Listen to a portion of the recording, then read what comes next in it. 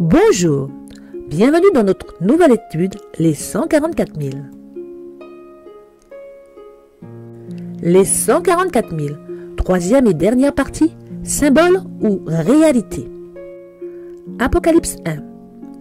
Je me tournai pour connaître quelle était la voix qui me parlait. Et après m'être retourné, je vis 7 chandeliers d'or. Et au milieu des 7 chandeliers, quelqu'un qui ressemblait à un fils d'homme. Il avait dans sa main droite 7 étoiles. Il posa sur moi sa main droite en disant « Ne crains point, écris donc les choses que tu as vues, et celles qui sont, et celles qui doivent arriver après elles. Le mystère des 7 étoiles que tu as vues dans ma main droite, et des 7 chandeliers d'or.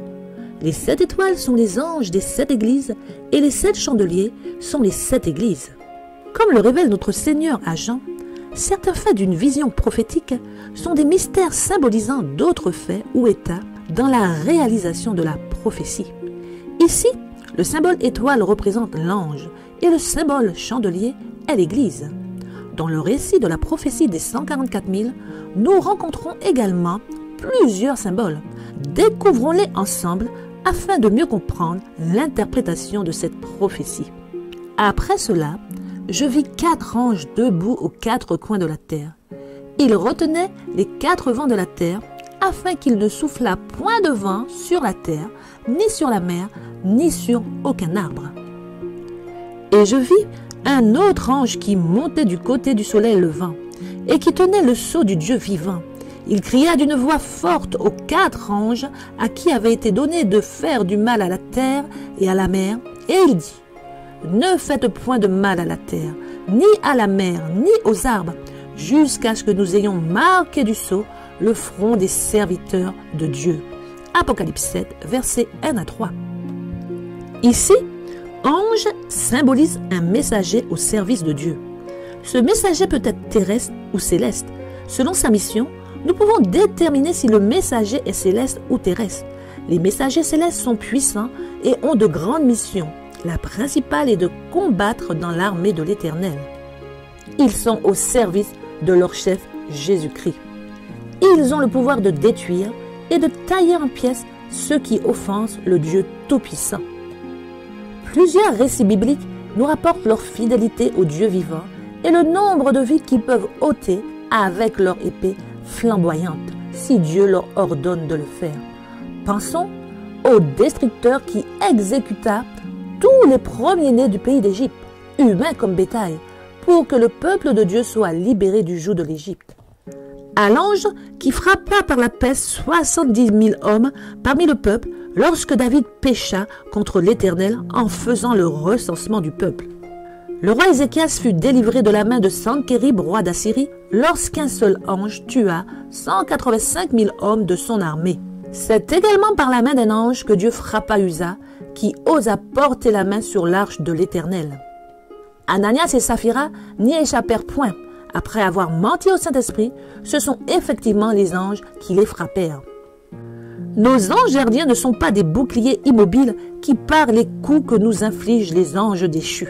Ce sont des soldats de l'armée de l'Éternel qui sont constamment en guerre contre les mauvais anges pour protéger les enfants de Dieu. S'il le faut, ils n'hésiteront pas à tuer un agent humain au service de Satan pour préserver la vie d'un fidèle au service de Dieu.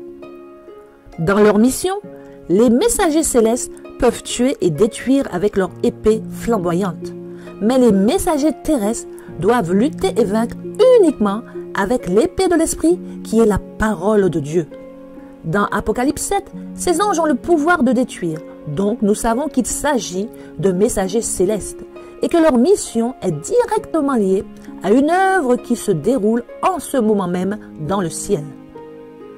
Quand l'Éternel passera pour frapper l'Égypte et verra le sang sur le linteau et sur les 2 poteaux, l'Éternel passera par-dessus la porte et il ne permettra pas au destructeur d'entrer dans vos maisons pour frapper.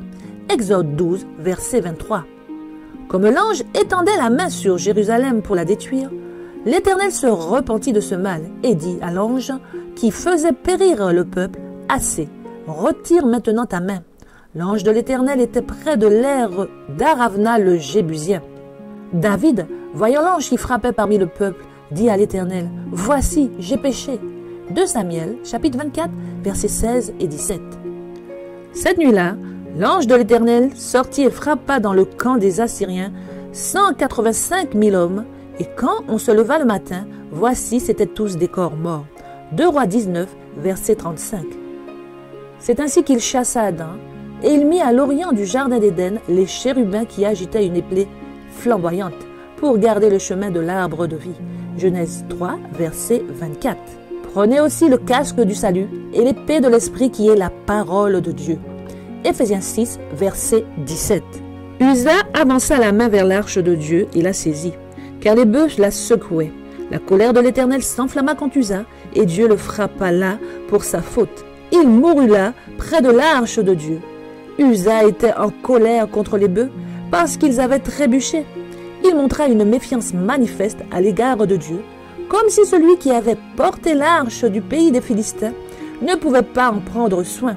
Les anges qui assistaient l'arche frappèrent Uza pour avoir présumé avec impatience de mettre la main sur l'arche de Dieu. Alors que l'ange du Seigneur s'apprêtait à détruire Jérusalem, Dieu lui ordonna de suspendre son œuvre de mort.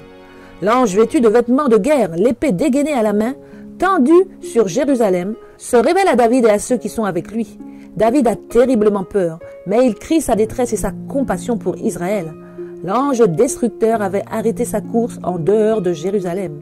Il se tenait sur le mont Morija, dans l'aire de bataille d'Oman, le Jébusien.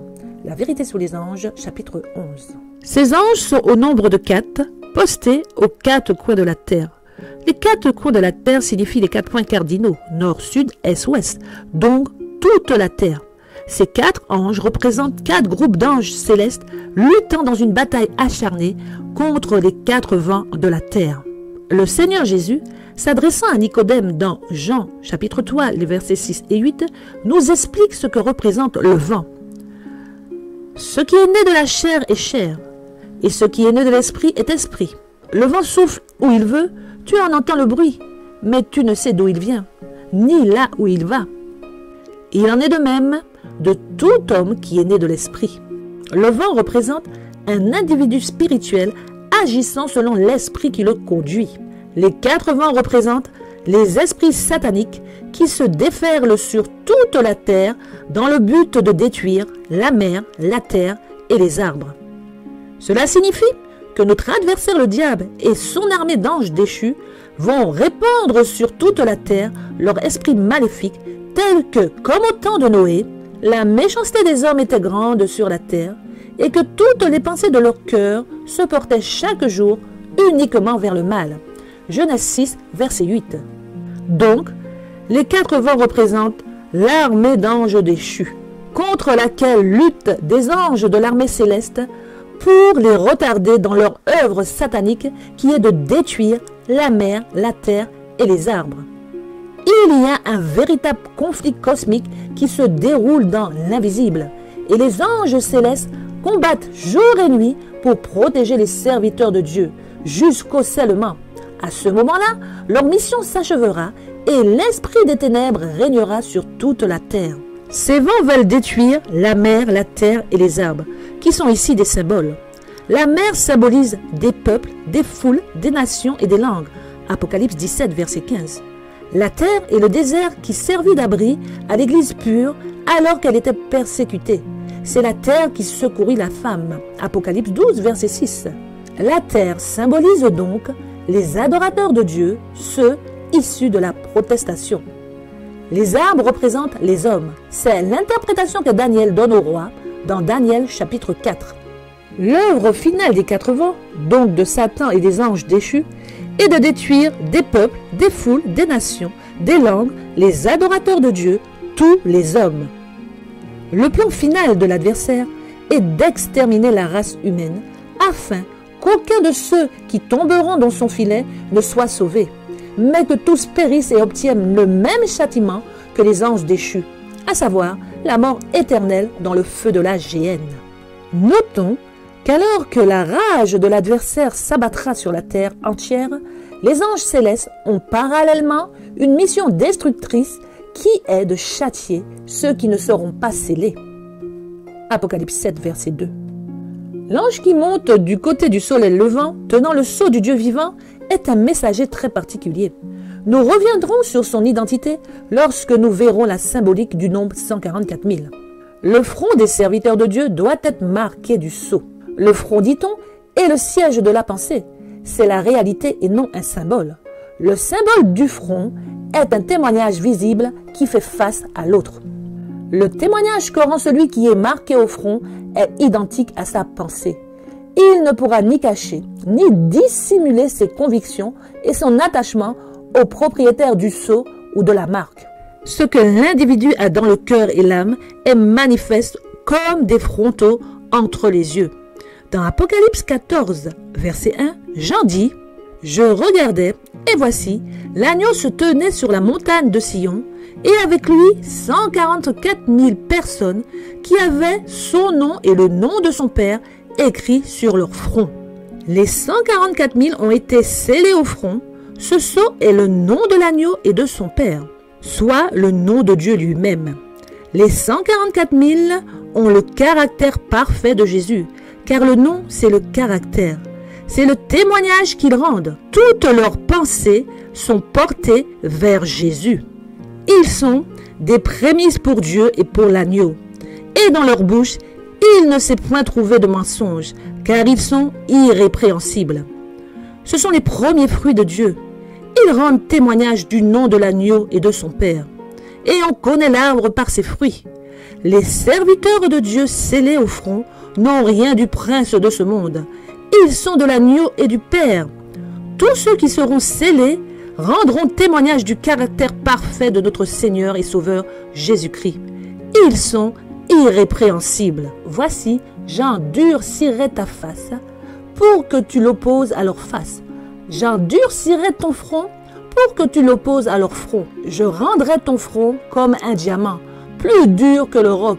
Ne les crains pas, quoiqu'ils soient une famille de rebelles. Ézéchiel 3, versets 8 et 9. Mettez dans votre cœur et dans votre âme ces paroles que je vous dis. Vous les lierez comme un signe sur vos mains et elles seront comme des frontaux entre vos yeux. Deutéronome 1, verset 18. Apocalypse 7, verset 4. Et j'entendis le nombre de ceux qui avaient été marqués du sceau. 144 000 de toutes les tribus des fils d'Israël. Voyons maintenant quel mystère se cache derrière toutes les tribus des fils d'Israël. Ici, les 12 tribus nommées sont Juda, Ruben, Gad, Aser, Nephtali, Manassé, Siméon, Lévi, Issachar, Zabulon, Joseph, Benjamin. Dans le récit biblique de Jacob et ses fils, se rendant en Égypte pour y rejoindre Joseph et survivre de la famine, dans Genèse 46, les versets 8 à 27, les fils d'Israël nous sont listés ainsi. Ruben, Siméon, Lévi, Juda, Issachar, Zabulon, Gad, Aser, Benjamin, Dan, Nephtali et Joseph. Dans ce temps-là, les 12 fils d'Israël sont une réalité et non un symbole. Ils sont les représentants d'Israël et leur déplacement historique nous est rapporté car c'est un fait réel et décisif pour l'histoire du peuple issu directement d'Abraham.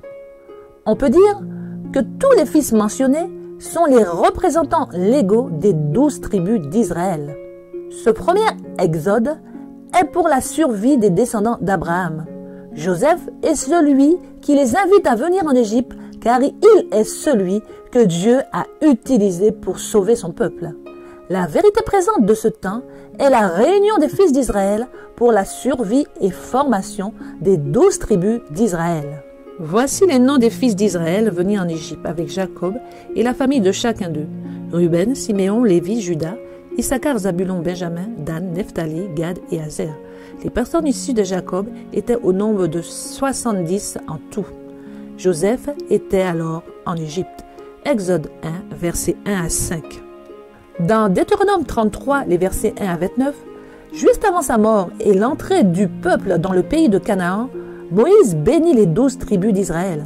Ruben, Juda, Lévi, Benjamin, Joseph avec Éphraïm et Manassé, Zabulon, Issachar, Gad, Dan, Nephtali, Aser.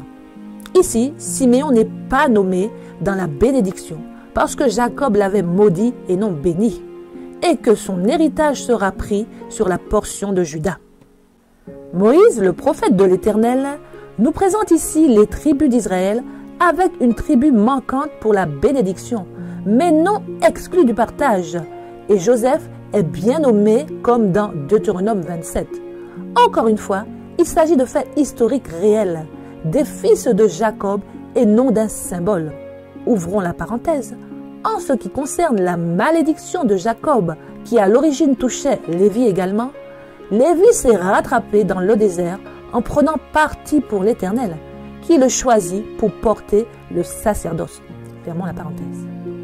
Que mon âme n'entre point dans leur conciliabule, que mon esprit ne s'unisse point à leur assemblée, car dans leur colère, ils ont tué des hommes, et dans leur méchanceté, ils ont coupé les jarrets des taureaux. Maudit soit leur colère, car elle est violente, et leur fureur, car elle est cruelle. Je les séparerai dans Jacob, et je les disperserai dans Israël. Genèse 49, versets 6 et 9. L'héritage des fils de Siméon fut pris sur la portion des fils de Juda, car la portion des fils de Juda était trop grande pour eux. Et c'est au milieu de leur héritage que les fils de Siméon reçurent leur héritage. Josué 19, verset 9. En ce temps-là, l'Éternel sépara la tribu de Lévi et lui ordonna de porter l'arche de l'alliance de l'Éternel, de se tenir devant l'Éternel pour le servir et de bénir le peuple en son nom, ce qu'elle a fait jusqu'à ce jour. Deutéronome 10, verset 8. Lorsque vous aurez passé le Jourdain, Siméon, Lévi, Juda, Issachar, Joseph et Benjamin se tiendront sur le mont Garizim pour bénir le peuple. Et Ruben, Gad, Azer, Zabulon, Dan et Nephtali se tiendront sur le mont Ébal pour prononcer la malédiction. Deutéronome 27, versets 12 et 13. Dans toute l'histoire de l'Ancien Testament, lorsqu'Israël est nommé, listé, dénombré en sa qualité de 12 tribus, c'est toujours pour authentifier son origine et sa légitimité de 12 fils de Jacob comme étant les pères des 12 tribus d'Israël. Il y a une différence entre les 12 tribus d'Israël et la formation de l'Église primitive qui devint l'Israël spirituel. Car si nous pouvons être de la postérité d'Abraham sans que nous soyons tous ses enfants comme Isaac l'était, c'est-à-dire selon la chair, nous sommes enfants de Dieu selon la promesse et regardés comme étant la postérité d'Abraham. Car être de la postérité ne dépend ni de celui qui veut, ni de celui qui court, mais de Dieu seul qui fait miséricorde. Romains 9, verset 16. Par contre, les 12 tribus d'Israël ont leur légitimité dans les 12 fils de la chair de Jacob, qui sont les 12 fils d'Israël, à savoir Ruben, Siméon, Lévi, Juda, Issachar, Zabulon, Joseph, Benjamin, Dan, Nephtali, Gad et Azer. Et pour être de la postérité d'Abraham, ils ne sont pas tous ses enfants, mais il est dit, en Isaac sera nommé pour toi une postérité. C'est-à-dire que ce ne sont pas les enfants de la chair qui sont enfants de Dieu, mais que ce sont les enfants de la promesse qui sont regardés comme la postérité. Ainsi donc, cela ne dépend ni de celui qui veut, ni de celui qui court, mais de Dieu qui fait miséricorde. Romains 7, verset 8 et verset 16. Lorsque Jean spécifie que les 144 000 sont issus des 12 tribus d'Israël, il ne s'agit pas d'un symbole, mais d'une réalité. La vérité présente, les 144 000 sont bien israélites de la chair, bien que faisant partie de l'Israël spirituel. L'apôtre nous dit, dans Romains 11, verset 15, « Si leur rejet a été la réconciliation du monde, que sera leur réintégration, sinon une vie d'entre les morts ?» La prophétie des 144 000 est le temps de la réintégration d'Israël selon la chair. Il s'agit des Israélites qui furent dispersés, perdus et maintenant retrouvés par Jésus et Jésus seul. Oui, l'ange qui montait du côté du soleil levant, tenant le sceau du Dieu vivant, est le Seigneur Jésus lui-même, car seul Dieu est en mesure de savoir qui descend directement de la lignée des fils de Jacob. Et nous avons vu que le fait que 2 noms de tribus soient manquants ne réduit en rien la légitimité des tribus des fils d'Israël. Les 144 000 sont donc issus des fils de Jacob de manière réelle et non symbolique. C'est un groupe israélite ayant pour type un prophète israélite, Élie. Ils font également partie de l'Israël spirituel au même titre que les apôtres qui étaient à la fois issus de l'Israël de la chair et de l'Israël spirituel. Car pour faire partie de l'Israël spirituel, il faut avoir accepté Jésus comme le Messie sauveur crucifié et ressuscité. La dispersation des tribus depuis 2000 ans et plus a laissé aux mains de notre Dieu seul l'identité originelle de chacun de nous. Ce qui nous amène directement dans la symbolique du nombre 144 000. Nous avons vu dans nos études précédentes que 144 000 n'était pas un chiffre symbolique pour désigner la foule innombrable. Ce n'était pas non plus un nombre numériquement fixe pour exprimer le nombre de scellés, car avec Élie, type des 144 000, 100 autres prophètes à part Élie ont dû se cacher de ce roi apostat et de sa femme, type de 100 groupes de personnes autres que les 144 000. Donc, ont été scellés en premier lieu les 144 000 et un nombre indéfini de serviteurs de Dieu, antitype du groupe des 100 prophètes. 144 000 est un carré parfait qui forme un entier. Seul l'être parfait est en mesure de les trouver et les sceller, soit Dieu lui-même manifesté par son Fils dans son sein. Nul n'est en mesure de dire où sont aujourd'hui les fils d'Israël dispersés dans le monde entier. Nous parlons ici d'une origine qui doit être génétiquement prouvée, œuvre divine, et non d'une nationalité, œuvre humaine. Qui d'autre à part le Créateur, source de toute origine, est en mesure de réaliser cette œuvre? C'est les 144 000 individus est une œuvre parfaite voulue et réalisée par Jésus. Je vous renvoie à notre étude numéro 5 sur Jean 17. Le propre du Fils est d'être un, où le Seigneur prie le Père pour que nous puissions rendre témoignage en étant un, comme Christ et le Père sont un. C'est ainsi que Dieu sanctifie, met à part, marque pour que le monde voie et que nous soyons sauvés et préservés du mal. Le mystère qui se cache derrière le nombre 144 000 est qu'il s'agit d'une œuvre parfaite réalisée par le seul être parfait de tout l'univers, Dieu lui-même. Donc, l'ange qui montait du côté de l'Est tenant le sceau du Dieu vivant est bien le Seigneur Jésus-Christ. Et je me sanctifie moi-même pour eux, afin qu'eux aussi soient sanctifiés par la vérité. Ce n'est pas pour eux seulement que je prie, mais encore pour ceux qui croiront en moi par leur parole, afin que tous soient un, comme toi, Père, tu es en moi, et comme je suis en toi, afin qu'eux aussi soient un en nous, pour que le monde croie que tu m'as envoyé. Jean 17, versets 19 à 21. Sur la mer de verre, les 144 000 se tenaient en formant un carré parfait. Certains d'entre eux portaient des couronnes très brillantes, d'autres les avaient moins brillantes. Certaines semblaient chargées d'âme, tandis que d'autres n'en avaient que peu. Tous étaient parfaitement satisfaits de leur couronne. Premiers écrits d'Ellen G. White. L'agneau sur la montagne. Je regardais, et voici l'agneau se tenait sur la montagne de Sion. Apocalypse 14, verset 1. L'agneau est celui du chapitre 5, verset 6. Un agneau qui était là comme immolé, donc sacrifié. C'est le Seigneur Jésus, le lion de la tribu de Juda, le rejeton de David. Apocalypse 5, verset 5. Après son sacrifice sur la croix et sa résurrection, son œuvre rédemptrice se poursuivit au ciel. Il est au milieu du trône et des 4 êtres vivants, au milieu des vieillards. Nous avons vu dans notre étude 6 qu'après la croix qui représente l'œuvre sur le parvis où était sacrifié l'agneau, Christ œuvre dans son sanctuaire céleste, et ceci jusqu'à la fin en étant passé d'une chambre à l'autre, à savoir du lieu saint au lieu très saint. Donc, Christ, l'agneau immolé, digne de prendre le livre et d'en ouvrir les sceaux, Apocalypse 5, 9, arrive maintenant à la fin du jugement commencé en 1844, lorsqu'il est entré dans le lieu très saint. Et Jean nous dit, « Et voici l'agneau se tenait sur la montagne de Sion, et avec lui 144 000 personnes. Il n'est pas au milieu des trônes, mais sur la montagne de Sion. Donc l'agneau s'est déplacé. Le symbole de l'agneau est le Seigneur Jésus-Christ. Voyons maintenant la particularité de la montagne de Sion et ce que nous révèlent les derniers symboles.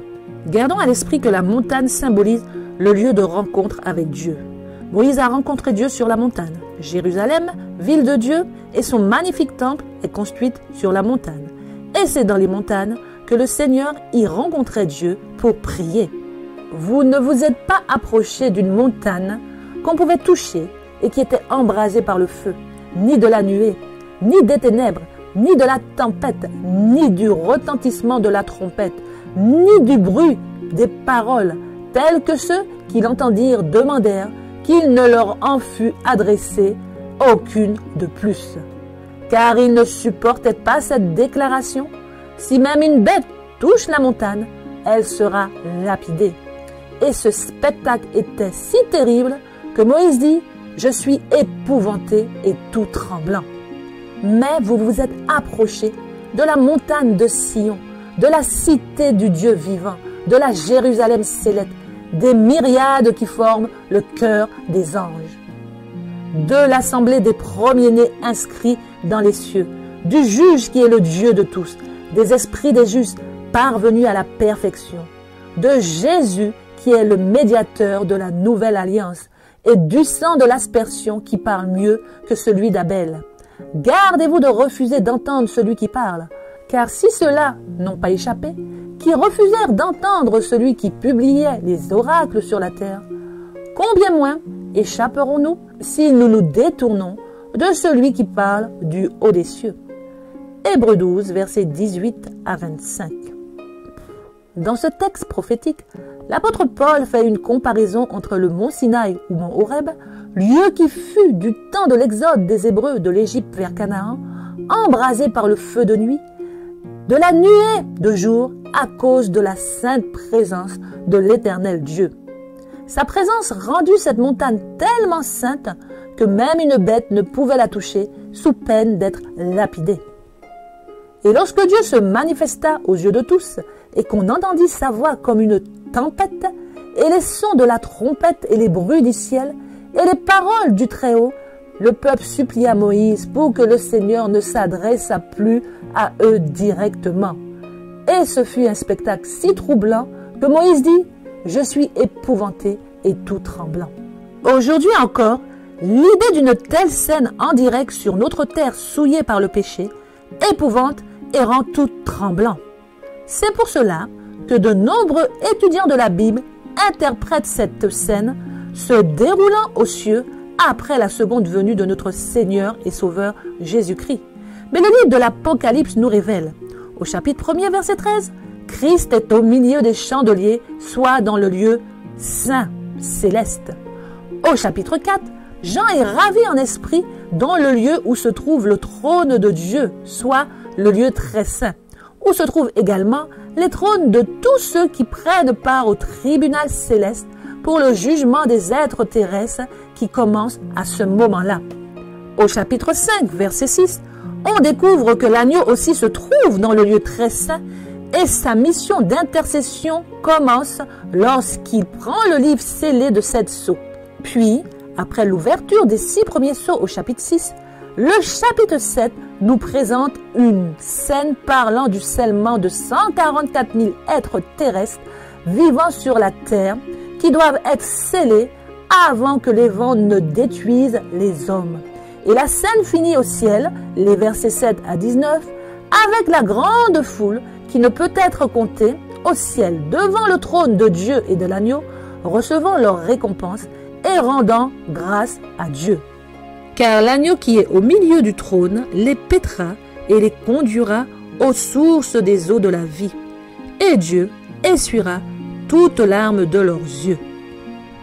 Mais entre-temps, nous avons l'épisode des 144 000 et de leur mission qui se déroule sur la terre. Comme le prophète Élie, type des 144 000, les 144 000 doivent se rendre auprès de Dieu sur la montagne pour obtenir leur dernier ordre de mission avant le temps d'être transmués. Après avoir marché 40 jours et 40 nuits jusqu'à la montagne de Dieu à Horeb, le prophète Élie rencontra Dieu et la parole de l'Éternel lui fit adresser. Et Dieu dit, « Sors et tiens-toi dans la montagne devant l'Éternel. » 1 Roi 19, verset 11. Dans Apocalypse 14, verset 1, c'est devant l'agneau sur la montagne de Sion qu'a lieu la rencontre entre l'agneau et les 144 000. Pour le succès de cette mission, l'agneau s'est déplacé. Donc, le jugement est terminé, car c'est après le jugement que Christ quitte le lieu très saint pour se préparer et nous préparer à son retour imminent. Par la bouche de l'apôtre Paul, la Bible nous révèle. Mais vous vous êtes approchés de la montagne de Sion, de la cité du Dieu vivant, de la Jérusalem céleste, des myriades qui forment le cœur des anges, de l'assemblée des premiers-nés inscrits dans les cieux, du juge qui est le Dieu de tous, des esprits des justes parvenus à la perfection. La particularité de cette montagne, c'est qu'elle n'est pas une simple montagne terrestre, mais elle est véritablement le lieu du sanctuaire de Dieu. Au temps des 144 000, il n'y a plus de sanctuaire terrestre. Nous avons déjà vu que depuis la résurrection de Christ, le sanctuaire céleste a pris la relève pour finaliser le plan du salut. La montagne sur laquelle se rendent les 144 000 est directement liée avec la cité de Dieu, la Jérusalem céleste, bien qu'il ne soit pas encore transmué au ciel. Les 144 000 sont en connexion directe avec le ciel. C'est de cette montagne de la Sion céleste qu'ils se sont rapprochés. Comme Élie, ils y rencontrent Dieu, mais également des myriades qui forment le cœur des anges. Ce sont ces milliers et milliers de messagers célestes qui assurent jour et nuit notre protection. De l'assemblée des premiers-nés inscrits dans les cieux. Il s'agit des premiers-nés ressuscités dont Christ est le premier. Eux qui font partie des saints ressuscités lors du tremblement de terre à la crucifixion du Seigneur. Qui sont montés avec Christ et des premiers transmués comme Enoch et Élie. Tous symbolisés par les vieillards devant le trône. Apocalypse 7, verset 11. Du Dieu qui est le Dieu de tous, le Père.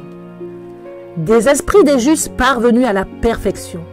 Il s'agit de là tous les saints ayant vécu selon l'esprit du Dieu vivant et non plus selon la chair, symbolisés ici par les 4 êtres vivants, représentant toutes les générations des enfants de Dieu de toute l'histoire terrienne répartie en 4 époques. De Jésus qui est le médiateur de la nouvelle alliance et du sang de l'aspersion qui parle mieux que celui d'Abel. Il s'agit de l'agneau immolé, celui qui parle du haut des cieux, le ressuscité qui parle aux 144 000 depuis le ciel. La particularité de cette montagne de Sion, sur laquelle se tiennent l'agneau et les 144 000 scellés du nom du Père et de l'agneau, est cette connexion parfaite entre le ciel et la terre, sans que les 144 000 soient déjà transmués et transportés au ciel. Et ceci avant que Christ soit revenu en triomphateur sur les nuées. Car c'est du haut des cieux qu'il donnera ses ordres à tous les scellés. La montagne de Sion est le lieu de rencontre devant le sanctuaire céleste où se trouve le trône de Dieu et tous ceux qui se trouvent avec lui autour de son trône. Et tous les anges se tenaient autour du trône et des vieillards et des 4 êtres vivants. Et ils se prosternèrent sur leur face devant le trône et ils adorèrent Dieu. Apocalypse 7, verset 11. Et ils chantaient un cantique nouveau devant le trône et devant les 4 êtres vivants et les vieillards.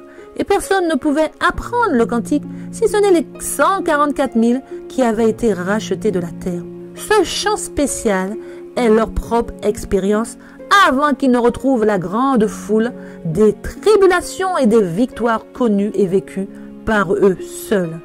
Ce sont ceux qui ne se sont pas souillés avec des femmes, car ils sont vierges, et ils suivent l'agneau partout où il va. Apocalypse 14, versets 3 et 4. Si l'agneau est au ciel, comment peuvent-ils le suivre partout? Jean 17. Je ne te prie pas de les ôter du monde, mais de les préserver du mal. Ils ne sont pas du monde comme moi je ne suis pas du monde. Sanctifie-les par ta vérité. Ta parole est la vérité. Comme tu m'as envoyé dans le monde, je les ai aussi envoyés dans le monde. Et je me sanctifie moi-même pour eux, afin que eux aussi soient sanctifiés par la vérité. Ce n'est pas pour eux seulement que je prie, mais encore pour ceux qui croiront en moi par leur parole. Afin que tous soient un, comme toi, Père, tu es en moi, comme moi je suis en toi, afin qu'eux aussi soient un en nous, pour que le monde croie que tu m'as envoyé. Je leur ai aussi donné la gloire que tu m'as donnée, afin qu'ils soient un comme nous sommes un, moi en eux et toi en moi, afin qu'ils soient parfaitement un et que le monde connaisse que tu m'as envoyé et que tu les as aimés comme tu m'as aimé. Amen. La prophétie des 144 000 nous démontre que la prière de notre Seigneur dans Jean 17 doit être prise et acceptée à la lettre, sans aucun compromis humain. Christ doit véritablement vivre en nous et être un avec nous comme il est un avec le Père. Ainsi, c'est Christ qui nous relèvera et nous conduira pas à pas dans nos vies. Les 144 000 suivent Jésus partout où il va, tout simplement parce qu'ils sont un avec le Fils, comme le Fils est un avec le Père. Ils vont partout où Jésus va. Comme le dit l'apôtre, j'ai été crucifié avec le Christ et je vis. Ce n'est plus moi qui vis, c'est Christ qui vit en moi. Si je vis maintenant dans la chair, je vis dans la foi au Fils de Dieu qui m'a aimé et qui s'est livré lui-même pour moi. Galates 2, verset 20. Les serviteurs de Dieu qui seront scellés pour vivre l'histoire de cette dernière génération sont ceux qui acceptent d'être crucifiés avec Christ, de renoncer à leur vie remplie de projets humains, mais de laisser Christ, qui est en eux, vivre la vie que Christ choisit de vivre, car il a versé son sang pour chacun d'eux. Et même si nous vivons encore dans cette chair, notre foi au Fils de Dieu doit être sans faille. La dernière mission des 144 000 est de rassembler les élus des 4 coins de la terre, donc de toute la terre. Matthieu 24, verset 31. Il enverra ses anges avec la trompette retentissante, et ils rassembleront ses élus des 4 vents, depuis une extrémité des cieux jusqu'à l'autre. Ici, les anges sont des messagers terrestres. Ces derniers élus des temps de la fin sont représentés par la grande foule qui ne peut être comptée. Comme les 144 000, cette grande foule sera transmuée sans passer par la mort. Le type de cette foule est Enoch, qui marcha 300 ans avec Dieu. Il n'était pas israélite, mais il était représentant des fils de Dieu, de la descendance de Seth et non de Caïn, donc de la descendance des élus et non des rebelles et des impies. Cette foule aura la même mission qu'Enoch. Tout en restant attachés aux lois saintes de Dieu, ils prophétiseront aux impies la seconde venue proche de notre Seigneur Jésus et le jugement dernier, celui d'Apocalypse 20, où quiconque ne fut pas trouvé écrit dans le livre de vie fut jeté dans l'étang de feu. Apocalypse 20, verset 15. C'est aussi pour eux qu'Enoch, le 7e depuis Adam, a prophétisé en ces termes. Voici, le Seigneur est venu avec ses saintes myriades pour exercer un jugement contre tous et pour faire rendre compte à tous les impies parmi eux de tous les actes d'impiété qu'ils ont commis et de toutes les paroles injurieuses qu'ont proférées contre lui des pécheurs impies. Jude 1, versets 14 et 15. Jean ne rapporte pas de vision de la foule sur la montagne de Sion, mais il semble évident que par la dernière mission des 144 000, à savoir rassembler les élus dans un même lieu, elle y sera aussi, car tout comme les 144 000, le Christ vit en elle, et alors que les nations souffriront sur les coups des derniers fléaux que Dieu déversera dans sa colère, tous les élus seront certainement rassemblés dans ce lieu saint et sûr qu'est la montagne de Sion, en présence et sous la garde de Dieu et le ciel. Comme l'était Israël à Goshem lorsque les plaies anéantissaient les Égyptiens.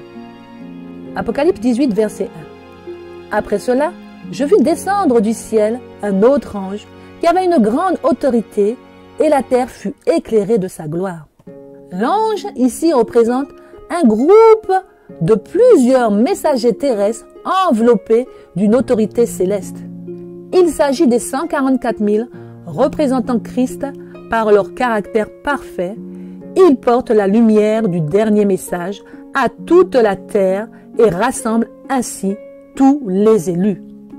Apocalypse 18, 4.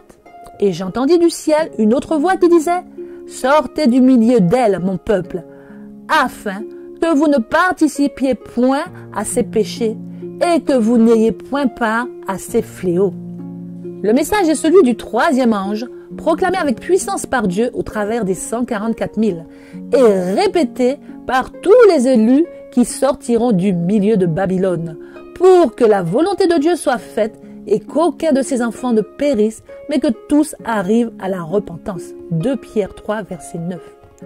Amen. Je vous invite à étudier le récit de la prophétie des 144 000 en y associant les symboles pour comprendre la parole. Car, qu'importe les fables et beaux discours de nos faux prophètes et pasteurs, Dieu manifestera sa gloire divine toute puissance sur cette terre, mission des messagers terrestres, et déversera sa colère sur les rebelles et les impies par de terribles plaies pour juger les pécheurs qui choisissent et aiment le péché plus que le Père et son Fils. Mission des messagers célestes. Apocalypse 7, verset 2. Et ceci avant la venue sur les nuées de notre Seigneur et Sauveur Jésus-Christ. Gardez-vous de refuser d'entendre celui qui parle. Car si ceux-là n'ont pas échappé, qui refusèrent d'entendre celui qui publiait les oracles sur la terre, combien moins échapperons-nous si nous nous détournons de celui qui parle du haut des cieux. Hébreux 12, verset 25. Que Dieu, Père et Fils, vous garde et vous bénisse. Amen.